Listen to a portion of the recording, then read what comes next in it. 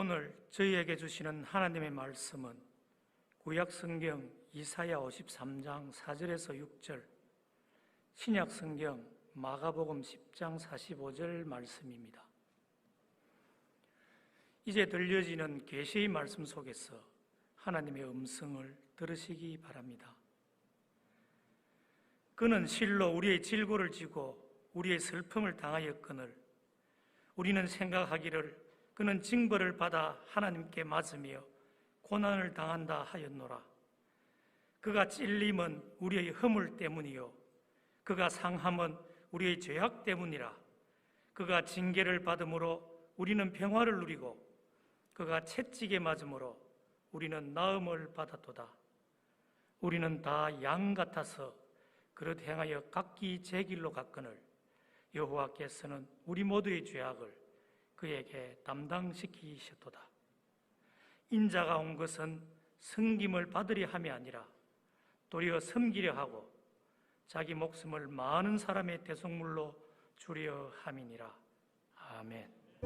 하나님께 영광을 돌립니다.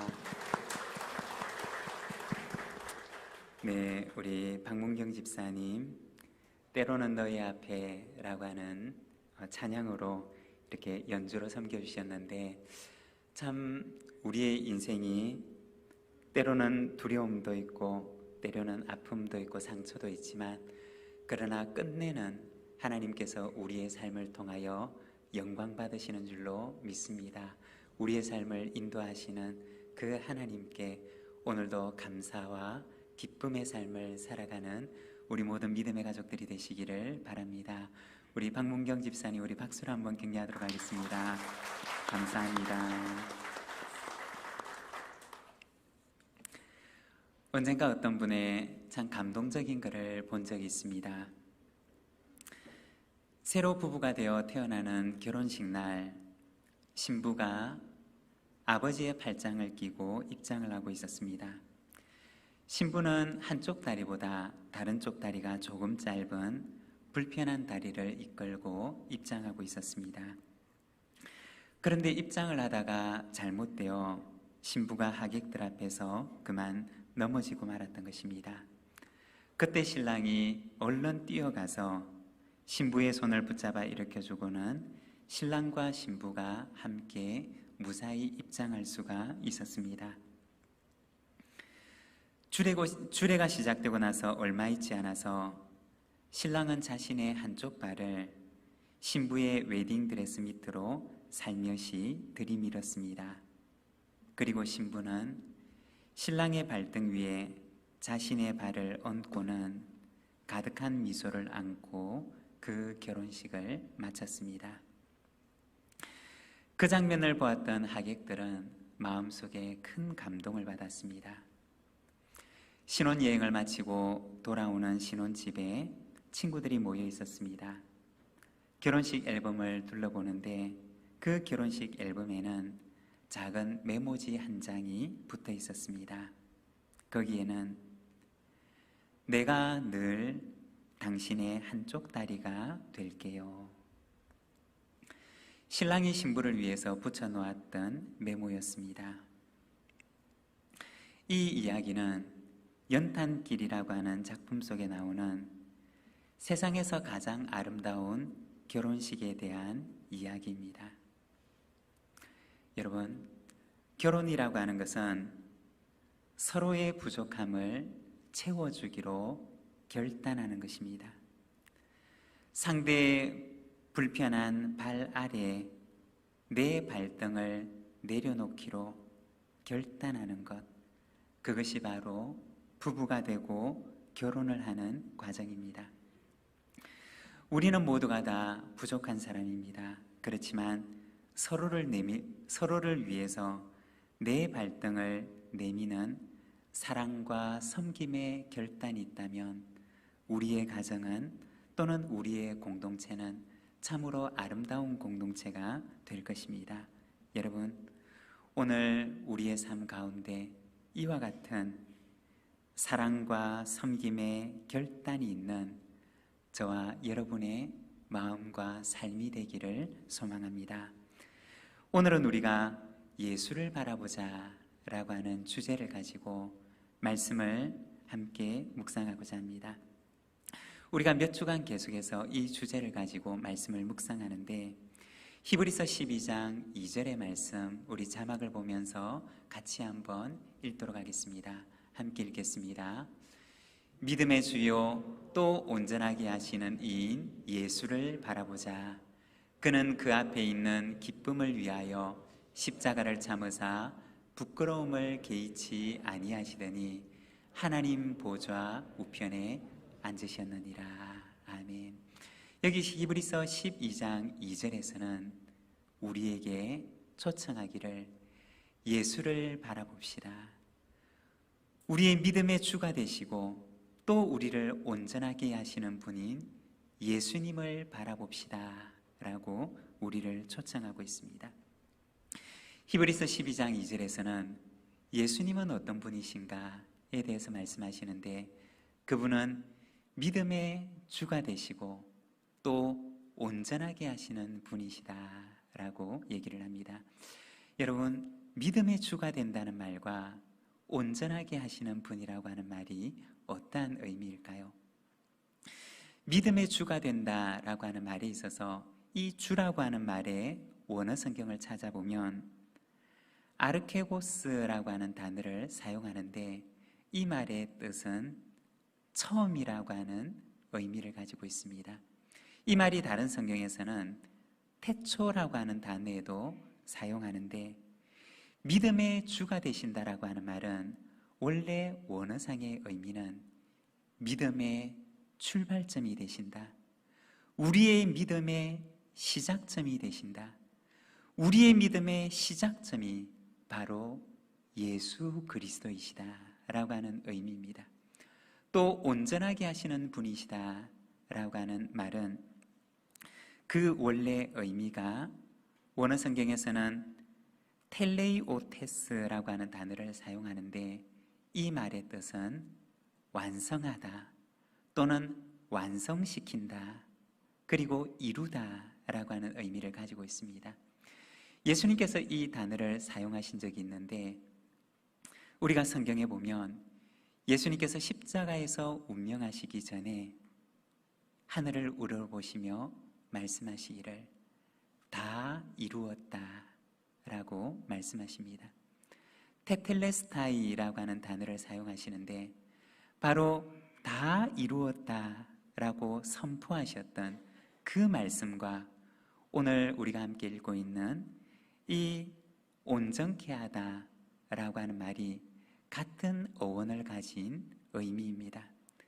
다시 말해 온전하게 하시는 분이시다 라고 하는 의미는 우리의 믿음을 완성케 하시는 분이시다 라는 의미입니다.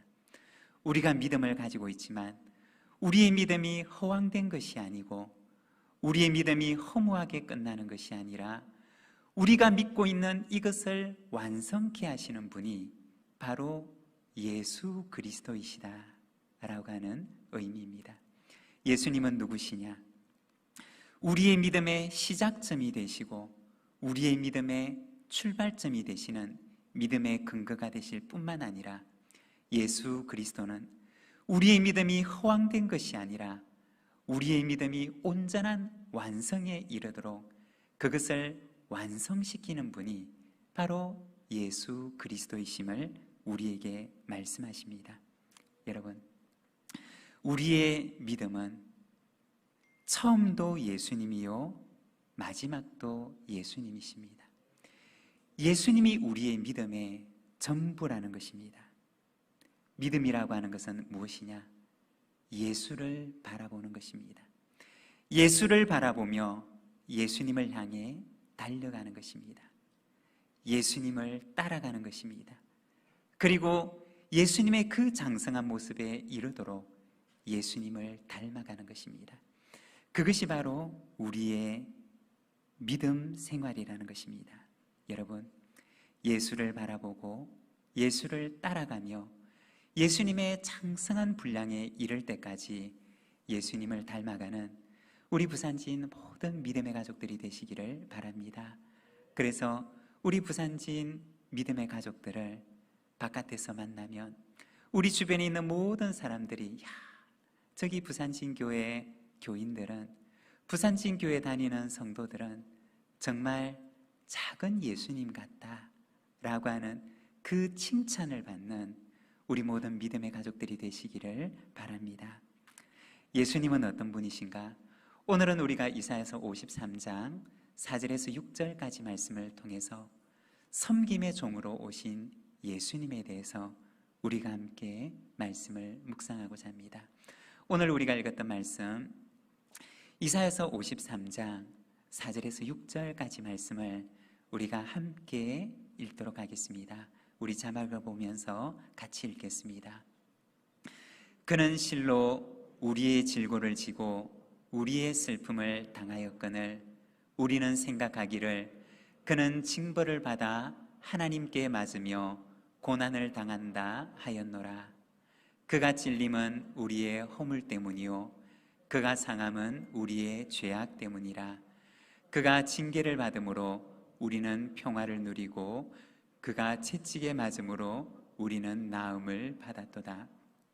우리는 다 양 같아서 그릇 행하여 각기 제 길로 갔거늘 여호와께서는 우리 모두의 죄악을 그에게 담당시키셨도다. 아멘. 이 이사야서 53장에서는 마치 선지자 이사야가 예수님 아주 가까이에서 그 모습을 보면서 마치 섬세한 붓것을 가지고 그 모습을 그리듯이 예수님의 모습을 그리는데, 그 모습을 보게 되면 그는 다른 사람의 질고를 지고 다른 사람의 슬픔을 당하며 다른 사람의 허물과 죄악을 위해서 자신이 상함을 받고 다른 사람의 나음과 평화를 위해서 자신이 채찍에 맞고 징계를 당하였다라고 이야기를 하고 있습니다. 이사야 선지자가 보았던 그리스도의 모습은 자신의 죄가 아니라 다른 사람의 허물과 죄로 인해서 상함과 찢김을 받고 있는 바로 그 형상을 하고 있었다는 것입니다.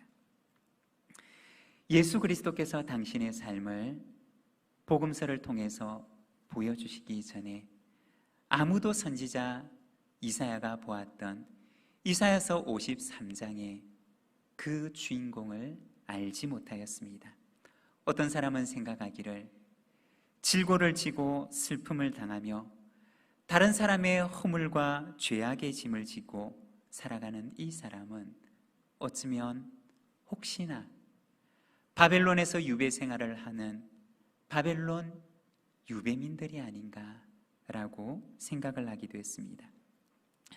온 민족의 아픔을 걸머지고 그 아픔과 고통을 자신의 몸에 지고 살아가는, 그리고 그 고난의 세월을 살아내는 바벨론 유배민들의 삶이 선지자 이사야가 이야기를 하고 있는 바로 이 고난의 종이 아닌가라고 생각을 하기도 했습니다.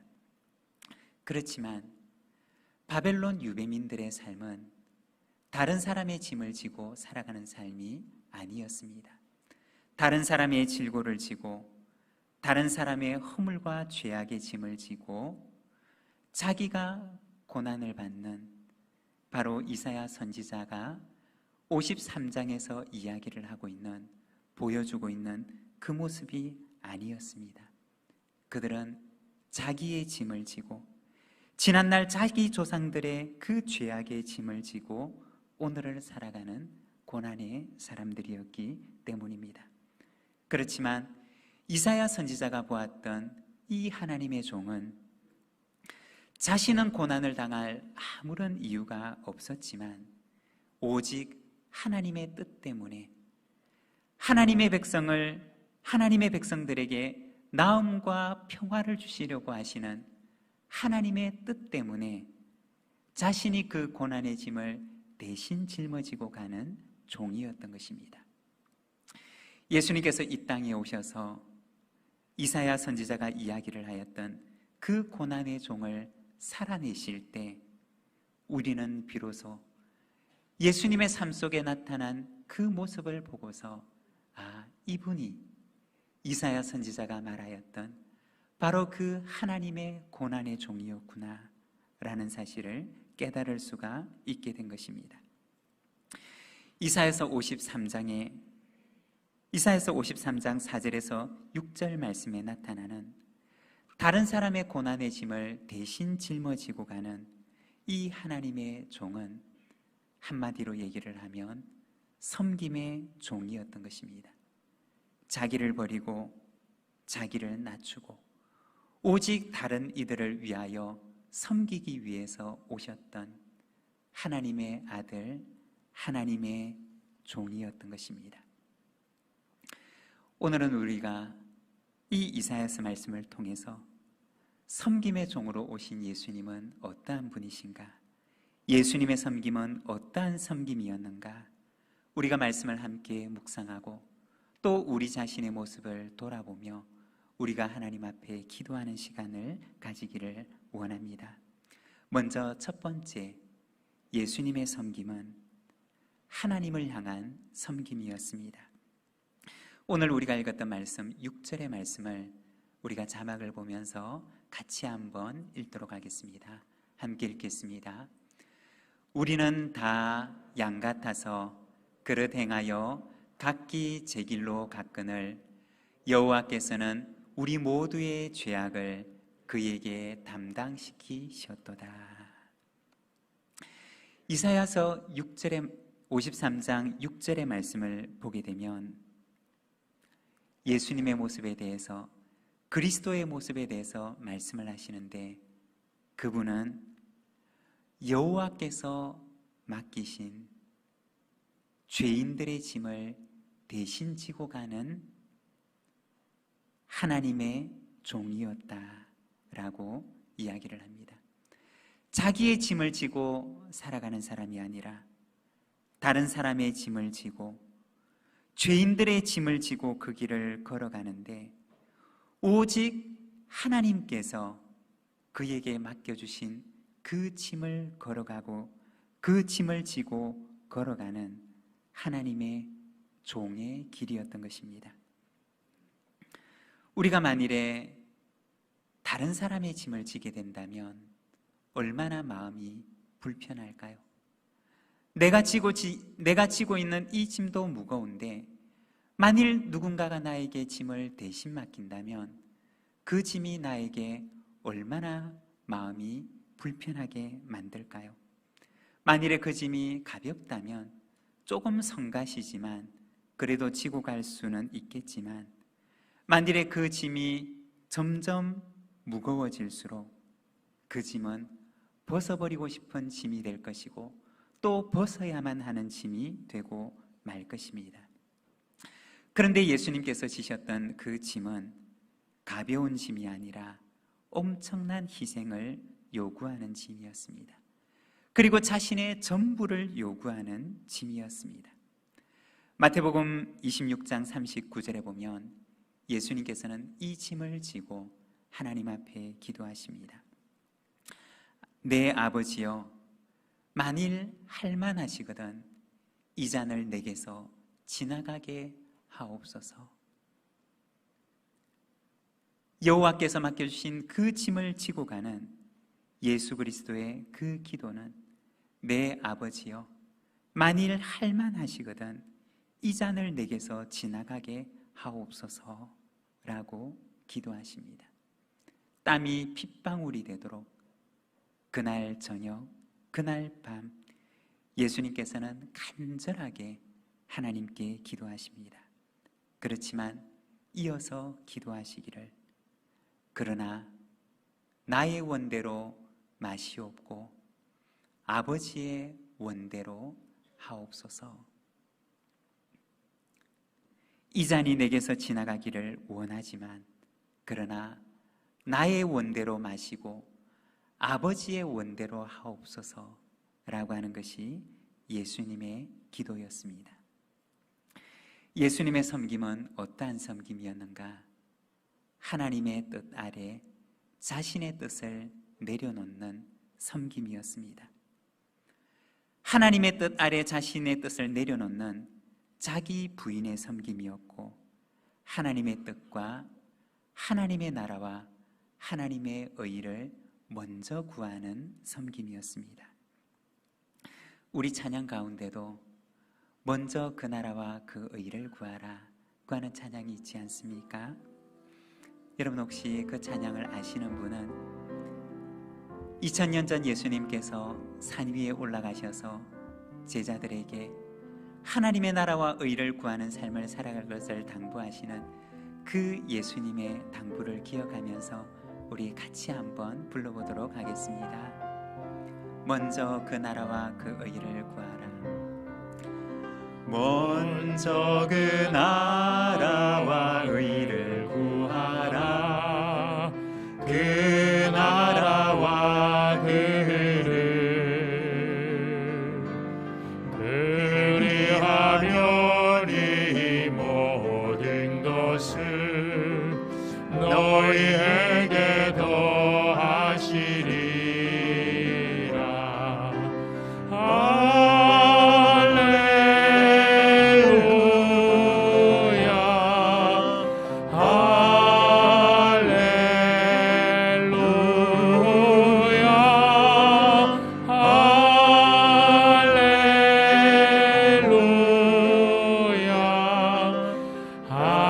할렐루야, 할렐루야, 할렐루야, 할렐루야. 여러분, 2000년 전 예수님께서 제자들과 함께 산 위에 오르셔서 마태복음 5장과 6장과 7장에 그 산상수훈의 말씀을 들려주시던 바로 그 언덕을 여러분 생각해 보시기를 바랍니다. 예수님께서는 그 앞에 앉아있는 많은 제자들의 무리들에게 마태복음 6장 33절에서 말씀하시기를 너희는 먼저 그의 나라와 그의 의를 구하라. 그리하면 이 모든 것을 너희에게 더하시리라 말씀하셨습니다. 예수님의 제자들은 예수님의 그 말씀을 그들의 마음속에 간직히 했을 것입니다. 그리고 어쩌면 그 제자들 가운데 일부는 예수님께서 들려주신 그 말씀처럼 나도 살아야지 라고 굳게 다짐했을 것입니다. 그런데 예수님께서 그 산 위에서 가르치셨던 그 가르침을 예수님의 말로만 가르치신 것이 아니라 당신의 삶을 통하여 당신이 가르치셨던 그 말씀을 살아내셨던 것입니다. 당신이 그 산 위에서 들려주셨던 너희는 먼저 그의 나라와 그의 의를 구하라고 하시는 그 말씀을 당신의 삶을 통하여 살아내심으로 신앙이 무엇인지를 보여주셨던 것입니다. 여러분, 신앙이란 무엇이냐? 신앙이란 많은 것을 아는 것이 아닙니다. 예수님에 대해서 많은 것을 알고, 하나님에 대해서 많은 것을 알고, 성경에 대해서 많은 것을 알고, 성경의 여러 인물들에 대해서 많은 것을 아는 것이 아닙니다. 신앙은 내가 아는 것을 살아내는 것입니다. 내가 아는 것이 지극히 작은 것이라 할지라도 그것을 나의 삶으로 살아내는 것, 그것이 바로 신앙의 생활이며 신앙의 삶이라는 것입니다. 여러분, 많이 아는 것보다 적게 알아도 그것을 내 삶으로 살아내는, 하나님의 말씀을 내 삶으로 살아내는 우리 믿음의 가족들이 되시기를 바랍니다. 예수님의 삶이 그와 같은 삶이었던 것입니다. 예수님께서는 하나님의 뜻을 당신의 삶으로 살아내므로 섬김이 무엇인지를 보여주셨던 것입니다. 그리고 두 번째, 예수님의 섬김은 세상을 향한 섬김이었습니다. 예수님께서 지고 가셨던 그 짐은 자신의 짐이 아니라 세상의 짐이었고 죄인들의 짐이었습니다. 그리고 이사야 선지자는 말하기를 그것은 우리의 짐이었다라고 이야기를 합니다. 5절의 말씀을 우리가 같이 한번 읽겠습니다. 그가 찔림은 우리의 허물 때문이요 그가 상함은 우리의 죄악 때문이라. 그가 징계를 받음으로 우리는 평화를 누리고 그가 채찍에 맞음으로 우리는 나음을 받았도다. 이사야 선지자가 보았던 그리스도는 자신의 짐이 아니라 세상의 짐을 지고 죄인들의 짐을 지고 우리의 짐을 지고 가는 하나님의 종 그리스도였습니다. 오늘 우리가 이사야서와 함께 읽었던 마태복음 10장 45절에서는 예수님께서 당신의 삶을 가리켜서 말씀하십니다. 마가복음 10장 45절의 말씀을 우리가 자막을 보면서 함께 읽겠습니다. 인자가 온 것은 섬김을 받으려 함이 아니라 도리어 섬기려 하고 자기 목숨을 많은 사람의 대속물로 주려 함이라. 예수님께서는 당신께서 이 땅에 오신 이유가 무엇인지를 마가복음 10장 45절을 통해서 분명하게 말씀하시는데, 인자가 온 것은 섬김을 받으려는 것이 아니라 도리어 섬기기 위함이다고 말씀하셨습니다. 예수님께서 이 땅에 오셨던 이유는 바로 섬김의 삶을 살기 위해서였다는 것입니다. 예수님께서 이 말씀을 들려주셨던 배경은 제자들끼리 서로 높아지기 위해서 다투고 있을 때였습니다. 예수님께서 십자가를 지시기 위해서 예루살렘으로 가시는데 그 예루살렘으로 들어가시는 중에 제자들 사이에 서로 다툼이 일어났던 것입니다. 누가 더 중요한 직책을 맡을 것이고 누가 더 중요한 직분을 맡게 될 것인가 라고 하는 것이었습니다. 그러기 위해서 그들은 먼저 서열을 정해놓아야 했고 먼저 누가 큰지에 대해서 결론을 내어놓아야 했던 것입니다. 그들은 누가 더 중요한 것을 맡을 것인가를 놓고 서로 경쟁하고 있었던 것이었습니다. 예수님께서는 세상의 짐을 지고 세상의 죄악의 짐을 지고 그들을 섬기기 위해 십자가를 지러 가시는데 제자들은 그 길 속에서 누가 서로 크냐라고 하는 문제로 다투고 있었던 것입니다. 여러분, 예수님과 함께 예루살렘으로 올라가고 있는 이 제자들의 모습이 혹시 우리들의 모습은 아닌지요? 누가 더 크냐라고 하는 문제를 놓고 다투고 서로 높은 자리에 오르기 위하여 서로 자신이 더 중요한 사람인지를 보여주기 위해서 자신을 과시하고 싶은 마음, 혹시 이 제자들의 마음이 우리들의 마음은 아닙니까? 어떤 이는 이 제자들의 마음을 가리켜서 군악대장 본능이라고 이야기를 하였습니다. 외국에 가면 간혹 때가 되면 학생들이 악기 연습을 하고 마치 군악대처럼 시가행진을 하는 경우들이 있다고 합니다. 모두가 자기의 악기를 가지고 연습을 하는데 시가행진을 할 때는 그 악대 제일 앞에 서서 모든 사람의 주목을 받으면서 그 악대를 이끌고 싶은 군악대장의 본능이 인간의 마음 가운데는 있다는 것입니다. 그리고 이 제자들의 마음 가운데도 바로 군악대장의 마음이 찾아왔던 것입니다. 모든 제자들의 앞장서서 자기가 마치 대장인 것처럼, 자기가 마치 이 군악대를 이끌고 있는 군악대장인 것처럼 이 제자들의 제일 앞서서 사람들의 주목을 받으며 가고 싶은 그 마음이 제자들의 마음 가운데 일어났던 것입니다. 그 어느 누구 하나 할 것 없이 모든 제자들의 마음속에 이 마음이 스물스물 일어나고 있었던 것입니다. 우리가 생각해 본다면 만일에 예수님의 제자들이 이 마음을 가지고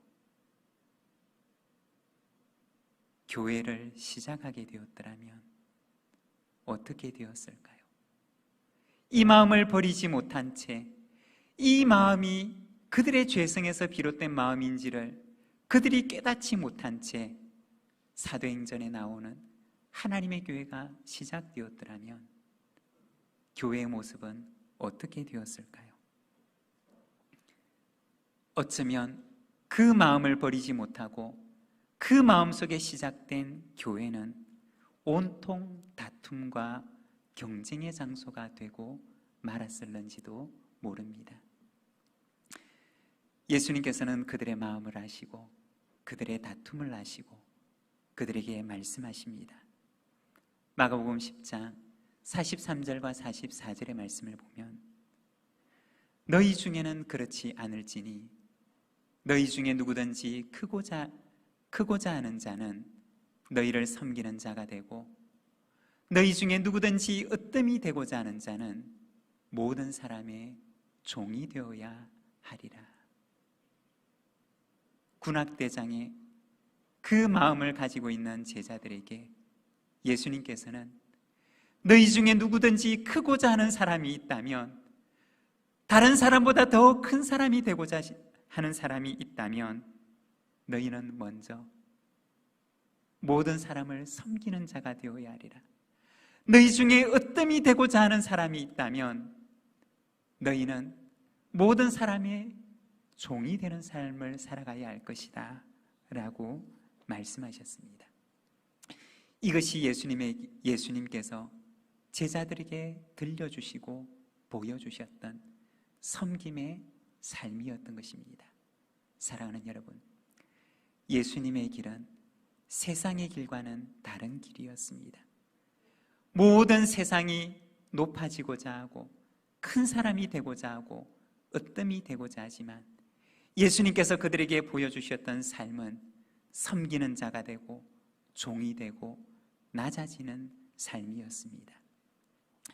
예수님의 섬김을 받는 것이 아니라 오히려 섬기기 위하여서 이 땅에 오신 세상을 향한 섬김의 삶이었다는 것입니다. 그리고 세 번째, 예수님의 섬김은 본을 보여주시는 섬김이었습니다. 예수님의 섬김은 예수님을 따르는 모든 사람들이 따라야 할 본을 보여주시는 섬김이었습니다. 예수님의 섬김의 모습을 가장 잘 보여주는 말씀 중에 하나가 요한복음 13장에 나와 있는 제자들의 발을 씻겨주시는 예수님의 모습입니다. 요한복음 13장 15절에 보면 예수님께서 제자들의 발을 씻겨주시고는 제자들에게 말씀하십니다. 내가 너희에게 행한 것 같이 너희도 행하게 하려 하여 본을 보였노라. 예수님의 섬김은 당신의 섬김으로 끝나기를 원치 않으셨다는 것입니다. 예수님 혼자 섬김으로 내가 섬길 테니까 너희는 안 섬겨도 돼 라고 하는 것이 아니었습니다. 예수님께서 그들에게 섬김의 삶을 보여주셨던 것은, 섬김이 무엇인지 그들에게 보여주셨던 것은 예수님 혼자 섬김의 삶을 살아가시고자 하셨던 것이 아니라 예수님을 따르는 많은 제자들이 예수님의 그 섬김을 세상에 보여주는 삶을 살아가기를 원하셨다는 것입니다. 예수님께서 우리를 위해 십자가를 지셨다는 것은 내가 십자가를 졌으니 너희는 십자가를 지지 않아도 된다는 것이 아니었습니다. 내가 대신 십자가를 지고 갈 테니 너희는 십자가를 질 필요가 없다는 것이 아니었습니다. 예수님께서 제자들에게 요구하신 것은 자기 십자가를 지고 나를 따르라는 것이었습니다. 내가 세상을 향한 섬김의 십자가를 지고 가니 너희는 십자가를 질 필요가 없다는 것이 아니라 너희는 자기 십자가를 지고 나와 함께 섬김의 십자가를 지고 내 뒤를 따르라고 말씀하셨던 것입니다. 예수님께서는 제자들의 발을 씻겨주시고 그들에게 말씀하십니다. 내가 너희에게 행한 것처럼 너희도 나와 같이 행하게 하려 함이라고 말씀하십니다. 사랑하는 여러분, 예수를 따라가고 예수를 쫓아가는 예수의 제자된 삶을 살아가는 우리 믿음의 가족들이 되시기를 바랍니다. 예수님께서 우리 앞서 가셨습니다. 그리고 섬김의 십자가를 지고 너희도 섬김의 십자가를 지고 나를 따르라 말씀하십니다. 예수님께서는 하나님의 뜻의 뜻 아래 자신의 뜻을 내려놓으셨습니다. 예수님께서는 세상의 그 발 위에 당신의 발등을 내려놓으셨습니다. 그리고 세상을 섬기는 삶을 살아가는 모든 제자들의 삶이 되기를 우리에게 부탁하셨습니다. 신부의 발 아래에 놓여져 있는 신랑의 발등처럼 가족들의 발 아래, 이웃들의 발 아래, 세상의 발 아래, 교회 형제 자매들의 그 발 아래 나의 발등을 내려놓고 세상을 섬기는 삶을 살아가는 우리 모든 믿음의 가족들이 되시기를 바랍니다. 오늘 우리에게 주신 말씀을 생각하면서 우리 함께 기도하기를 원합니다. 지금까지 내가 걸어왔던 삶은 어떠한 삶입니까? 지금까지 내가 걸어왔던 나의 길은 어떠한 길입니까? 주님께서는 오늘 우리에게 말씀하십니다. 나를 따르라 말씀하시며 내가 섬김의 십자가를 지고 너희 앞에 걸어갔던 것처럼 너희도 섬김의 십자가를 지고 내 뒤를 따르라 말씀하십니다. 오늘 그 주님의 부르심 앞에 기도로 응답하며 나가겠습니다.